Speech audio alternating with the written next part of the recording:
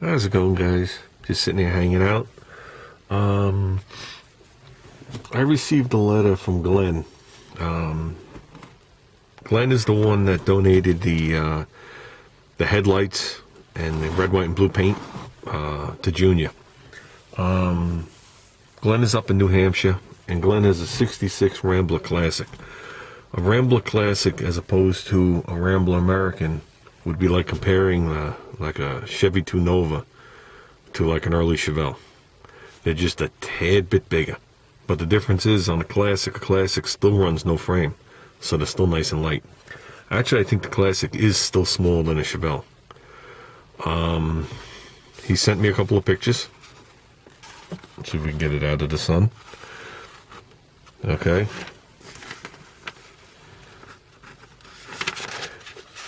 And he sent the picture here with the axle in there. I understand what he's talking about. He says if he reverses the springs, it'll center the wheel. That just means the center point of the spring isn't equal. It's asymmetric. So are the springs in my wagon. Big time. It's not even close to each other. That's why I was able to move the spindle so far forward. I have my spring mounts mounted as far forward as they go. And this spindle, okay, is 4 inches further forward than from the factory. That's why I know you can't tell now, or it's hard to tell now, that I moved the fender wells forward, actually 4.5 inches. But in the beginning, when I just cut off the bottom of the fender, it was pretty obvious. He was asking for any kind of suggestions. I'm going to put this off for 1 second. There you go. The steering wheel worked out quite well. If you guys are going to stay in frame, I'm not sure. But he asked me just some basic suggestions, and if there's anything I would change, what would I do? My project was a long-term project, as people know, anybody that followed me. Never, when I bought the car, did I ever plan on making it a gasser. People had passed comments, and I told them they were all crazy. I would never do it. But basically, I would work on the car, drive it all summer, do another major project to it, drive it all summer, and that's the way the car turned into what it was. I never pulled the interior out of my car like you did, which is a mistake, because if I did, I would have probably went in a different direction. Originally, when I built my car, before it was a straight axle, when it was the V8, I had already converted it to a two-door, and everything was sitting nice, and I was using the car. It had the tunnel ram, and everything was good, and I really liked the car. Okay? I was actually seeking out the parts to make it right-hand drive. That was my goal, was to convert the car to right-hand drive, and I had found, this is before I knew Ziggy, but I had found somebody in Australia that had the dashboard and had a column and some stuff. There would have been a couple of complications. I know there's header problems, but whatever. Nothing that couldn't have been overcome. Cars actually drilled both sides for the box. The dashboard, you could actually use your original dashboard if you want to remove a piece here, put it there, and flip it. It was definitely doable. I was battling it back and forth. I thought that would be the ultimate and cool. To me, the ultimate and cool would be steering wheel in the center and me sitting a little further back, but that's a different conversation. So the gasser route really hadn't come into play. And then I had a chance to buy the front axle that I got. And my front axle is from a 41/42 International half-ton pickup truck. What was good about my axle was it's the exact width of what's in my car. The spring pads on the axle where you bolt the springs were wide, so you could actually move the springs and re-drill the holes. And mine came complete. Springs came complete with everything. All the steering came complete with the hubs. It had drum brakes, obviously, and all that.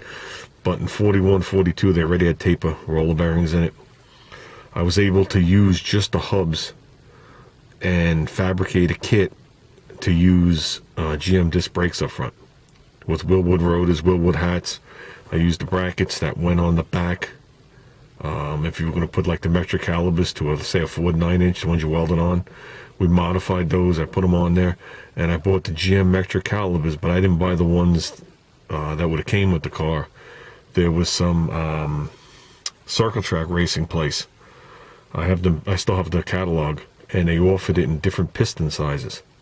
So I actually upped the piston 2 sizes to match the Chrysler disc brakes I had on there.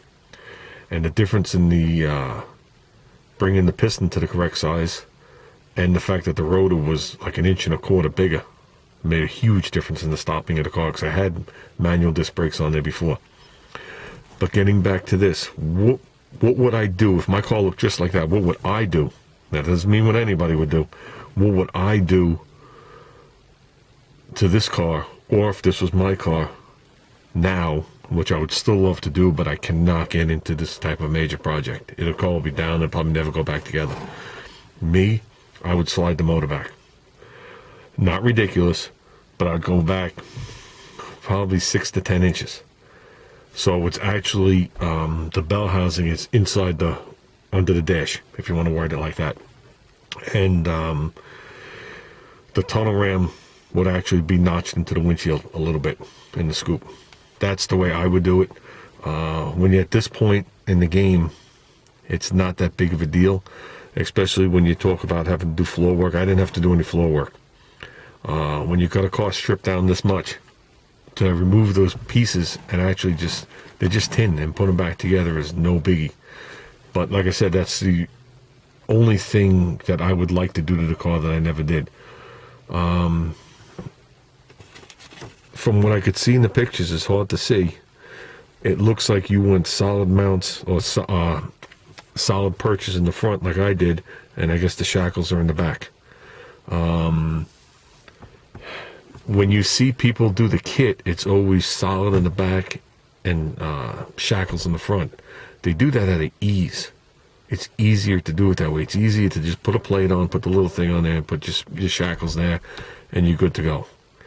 Okay, but in reality, when you're driving down the road and you hit a bump, and you have the shackles in the front, when you hit a bump, the wheel or the axle goes forward. So you're hitting a bump, heading towards it, the wheel compresses up and goes into the bump harder. So every time you hit a little hole or divot, you're actually hammering towards it. When you make this solid and put the shackles in the back and you hit a bump, the wheel goes backwards. So the car pushes forward and the wheel goes backwards, and it softens the ride. I learned that from my Jeep days when I used to sell the kit to change the front into a rear shackle. Now it's harder because the spring actually starts to lean like this because the way the frame rail comes down. With my car, after I got the springs where I wanted and I put the rear end in, I had 9 degrees of caster. Now 9 degrees of caster is like looking at an old rail when they used to turn the wheels and the wheels would flop. That's literally what my car was doing. The wheels were flopping.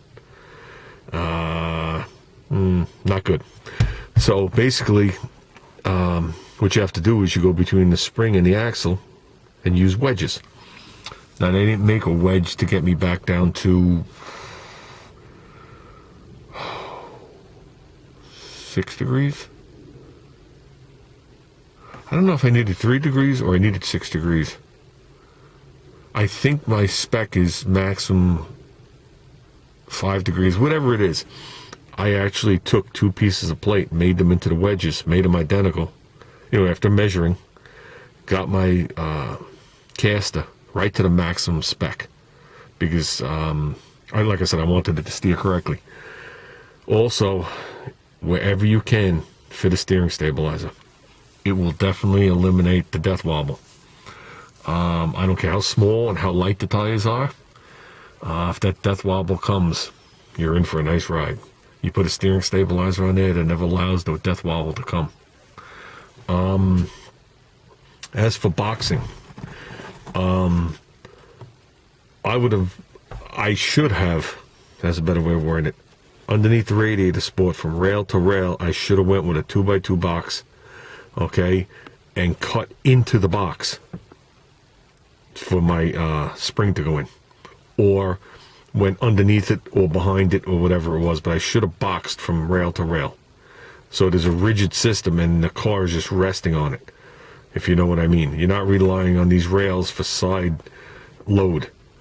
You actually boxed it already, and then the car sits on top and then you weld it to the car.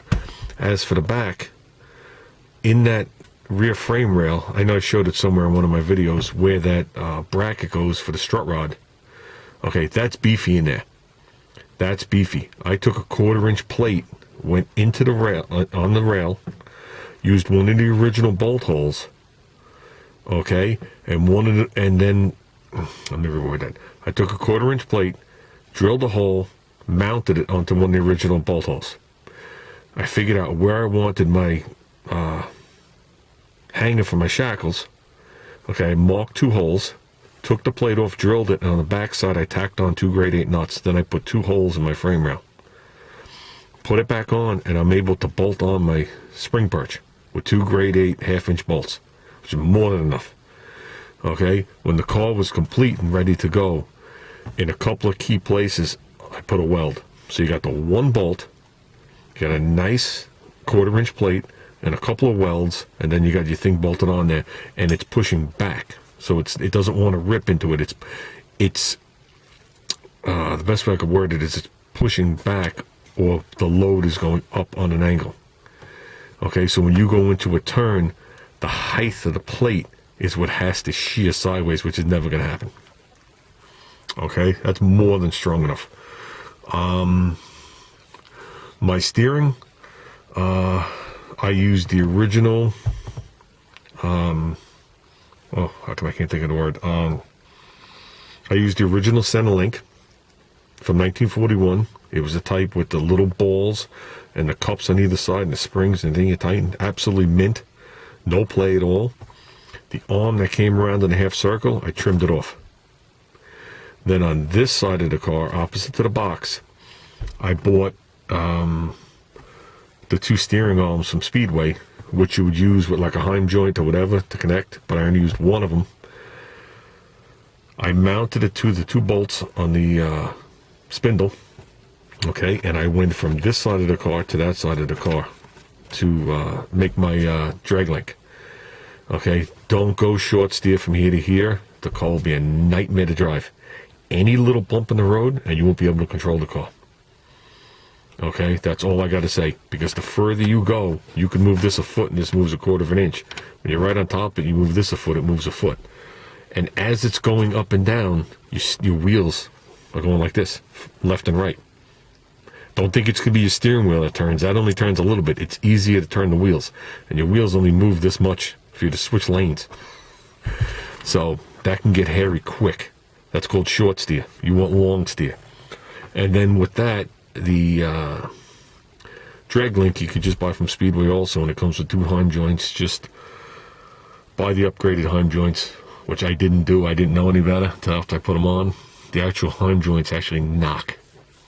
So that's something I have to do someday. The shaft is mint that they sell you, and it's a left-hand and right-hand thread, and then you could shorten down, I think, the right-hand thread side. And if you need to tap it, you can, but they give you a decent amount of threads. You get one in your ballpark when you're good to go. And that covers your steering.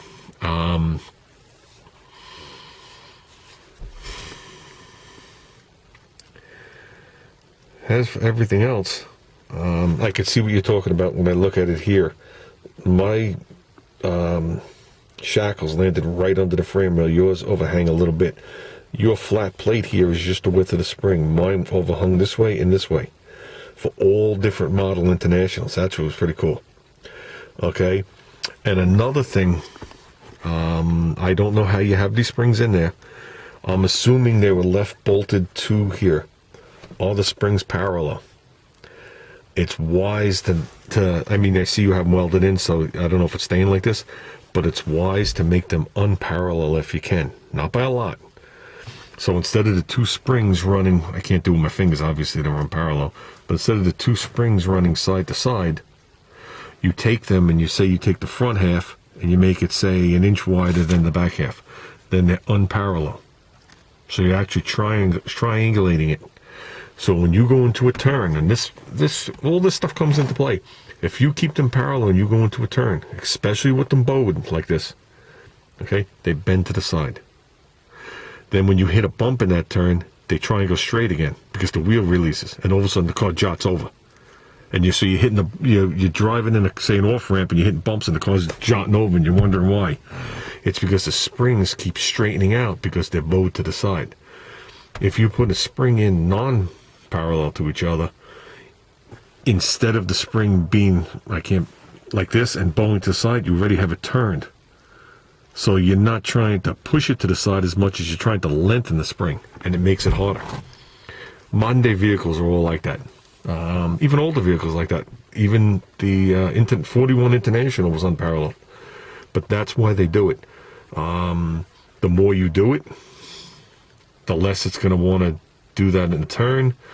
But it does affect the actual ride, the comfort of the ride. What do you expect to drive?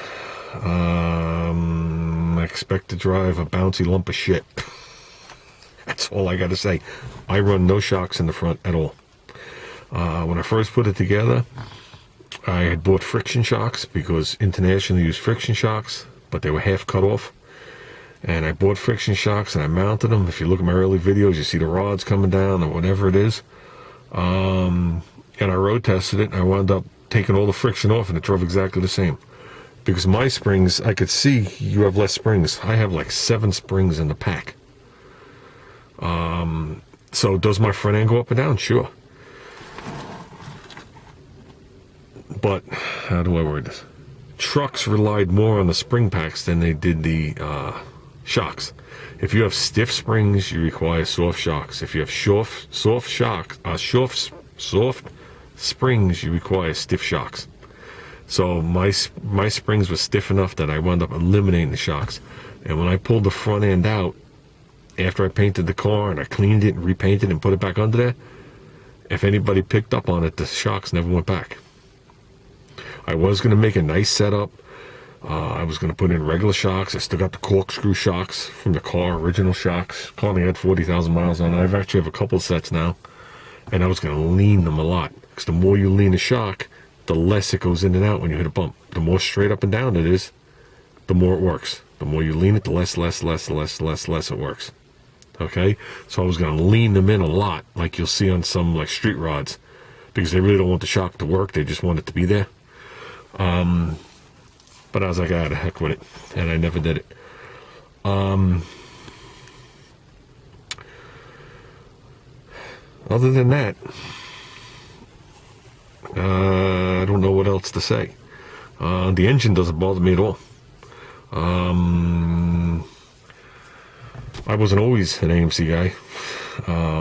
My second choice engine for this car and my second choice engine for Junior's car was a big block Mopar.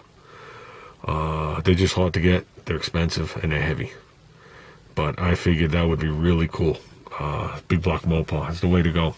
I like it. Nothing against Chevys, obviously. Chevys are very easy, very cost efficient. For what it cost for my intake manifold, I could have built a whole Chevy motor with a tunnel ram to show you the differences. So it's definitely an easier way to go. And there's nothing wrong with it. It's accepted. There's a couple of sites I could hook you up with that do AMC projects, and they don't care what's power in it. But then there's the sites that, but I see you got the thing from the trailer. I guess that's before the front end was in, so it was like triangulated, you could wheel it around. But no, I think it's going to be an interesting project. And you're right, a lot of the stuff under the hood is the same as my American. I think the engine compartment is a tad bit wider, but a lot of it mirrors my American. This was the new design for the second generation V8, this engine compartment. That's why they came out with this. That's why they changed all in here to this suspension with this style trunnion and this front end, was to accept that new motor that was coming out in 66. I don't think this car got it in 66. I'm not sure when this car got it. But yeah, that's why if you look at this, it looks similar to my American. It looks similar to the Hornet, even though the spring things are lower. It looks similar to an AMX. It's all basically the same, but there are differences. So, like I said, mount this good and strong with the boxing. I'm not really sure what you mean with the boxing of anywhere else. Just think of it this way. when they designed this car, we need the other picture. When they designed this car, okay, here's where your spring is, and that's where your axle would line up. Okay, everybody always assumes that the car is pushing down on everything. They put the weight, the best they can, right over the axle, to a point. It's obviously behind it. Okay, so the car is structured to put weight down onto here. So this car is structured to carry the load and then carry it right through the center of here. Okay, it was never structured to carry it here and here. Okay, the more you slip the engine back, the more it wants to put a load on the top of the firewall and the bottom of the floor pan here. Okay, I don't believe in removing the inner fender wells on a unibody car unless the car has a full entire frame. Okay, I've seen people take out the inner fender wells and just put a bar from the firewall to here. That's not good enough. Okay, because you just took this whole area that was carrying the load across the rail, okay, and across the whole section of the firewall, and you concentrated it from here to here. Yeah, you triangulated it, which is right, but the upper pad is only relying on that little square you welded to the firewall. Okay, not exactly the same as what you're cutting out. It is nice when you remove all this and tin it and everything's gone, but unless you're going to put a frame across the bottom, a cage in the car, with a hoop in the front and then a bar coming down, I wouldn't take any of that out. Not that you said you were, but I wouldn't. I don't think any more additional bracing is required down over here. I could see the floor pan's gone over here.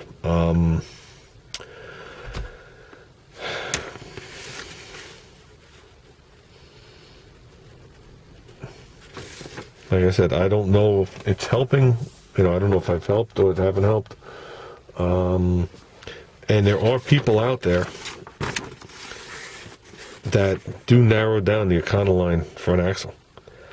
There was an article years ago with Steve Mignante, is that how you pronounce his name? Everybody knows who that is, where he did his Dart, and they started with the early Econoline front end. And this is when he still lived in California before he moved up to, he's either in New Hampshire with you or Massachusetts. And the guy had a jig, and they would just cut the axle, and there was a jig that bolted into the 8 holes for the springs, and they were able to jig the axle back up and then weld it. And not only did the guy weld it and grind it smooth, he then cut holes in it to lighten it, which made me cringe, and that's how they used to narrow them. So the front end is a very common front end, but most people narrow it.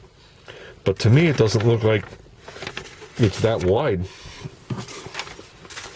in the car. I prefer the front ends wider than narrower.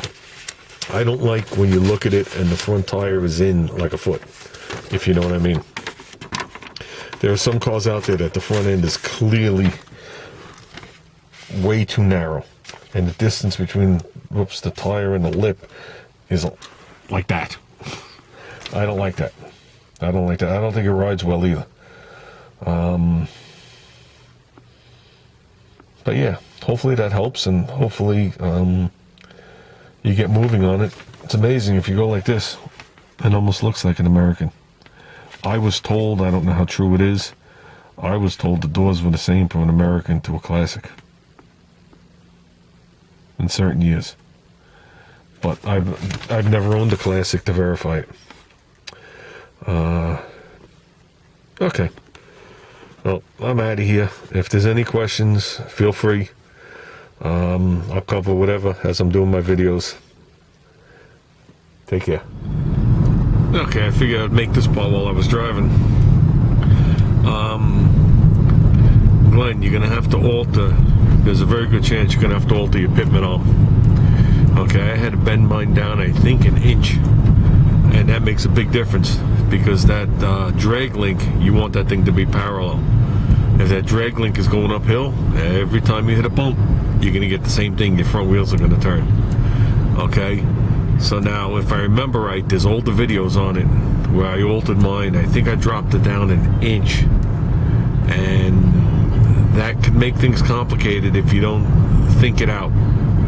Okay, but it meaning complicated where steering geometry. I think that's the police right there, right in front of me. But if you do think it out, it's no big deal. Okay, let's pull it over. But like I said, if you do think it out, it's no big deal. I basically took my Pitman arm, I laid it down on a piece of paper, and I traced it out. This was after the front end was in and the weight was down on the car, and I figured out basically you hook the drag link to the steering knuckle. Okay, then you run it across, and then you see how far you want to drop down your Pitman arm. If the Pitman arm has to come down 2 or 3 inches, it's never going to happen. You're doing your best to make it as parallel as possible. Maybe a slight incline up. Okay, so when you hit a bump, it levels out, but the more level it is, the better. And I took my Pitman arm and I laid it on a piece of paper and I traced it out to what I wanted. To warm the Pitman arm isn't such a big deal. Okay, I made a little pattern. I warmed it with a torch very slowly. I made my first bend. Okay, I made my second bend, and then the key is since the Pitman arm is forged, you're supposed to wrap it in something and leave it in something that's 300 degrees. So at work, we had the toaster oven that nobody knew about, and basically what I did was as I started, I put the toaster oven at 300 degrees. I did my 2 bends, and I carried the piece and left it in the toaster oven. And there is a time period where you're supposed to leave it there. And that affects the way the atoms and molecules and all the structures line back up on a forged piece. Okay, so it won't leave it soft, it doesn't make it brittle. And it allows it to cool down at a certain rate. Okay, that's very important to look up. I don't remember exactly what that is. I know I talked about it in a video a long time ago. As for the end of the Pitman arm where the stud sticks out, okay, the upper side, you can see where they swedged it around. You just get like a, like a grinder, and you just cut off that little lip, and you can push the stud out. And what I did was I cleaned it all out inside. I went in there with a little tool and I sanded it all out so it was raw metal. I took 2 grade 8 nuts. I'm pretty sure they were 5/8 grade 8 nuts. I think I'm almost 100% sure they're 5/8, because that's the hole that's in the heim joint. And I threaded both those nuts onto a bolt. I cleaned up a couple of sections on the nuts, and I welded them together, and just a couple of tacks. Okay? Then I took those nuts and I put them into the idler arm from the top, and I put my bolt in from the bottom with a washer to hold it. Okay, now the nuts stuck up the top, that's okay. And then I went in there and I welded around. Okay?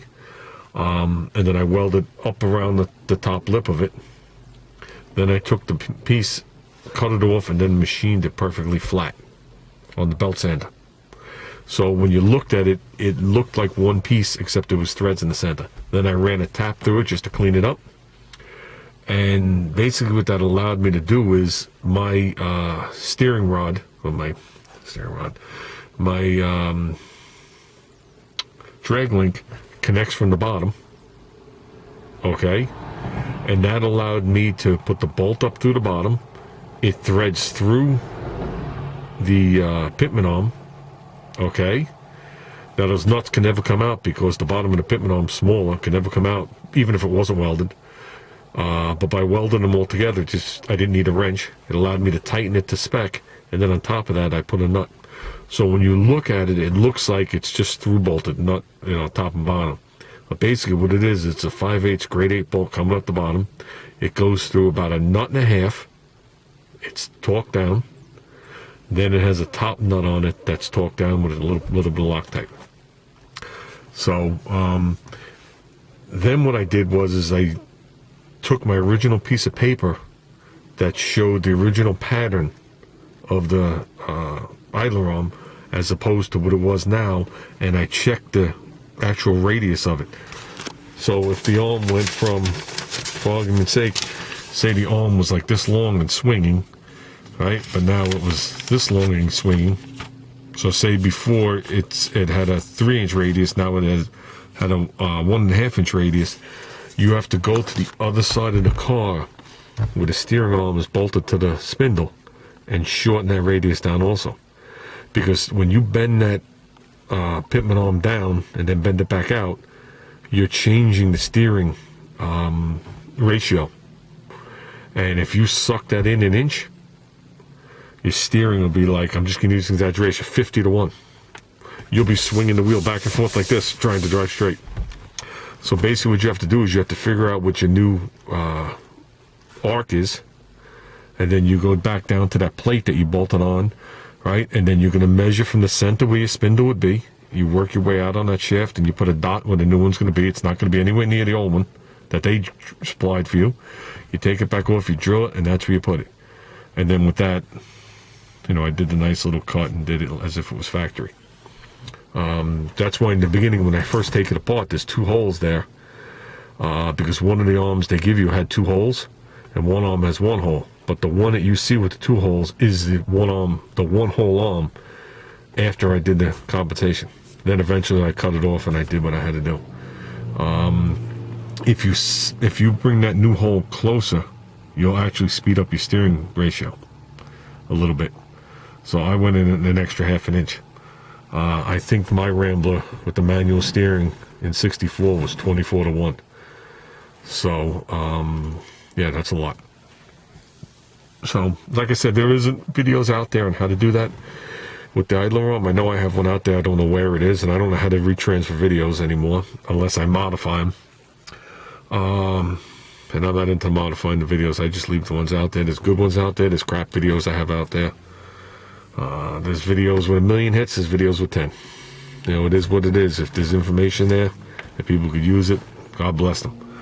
But I know the warming and the way you cool it down, or lack of cooling it down, is very important on a forged piece. So look into it. Maybe you can find my older video. I have no idea what it's labeled, but that's something you're going to be definitely doing. And that's it. I'm back on the road, guys.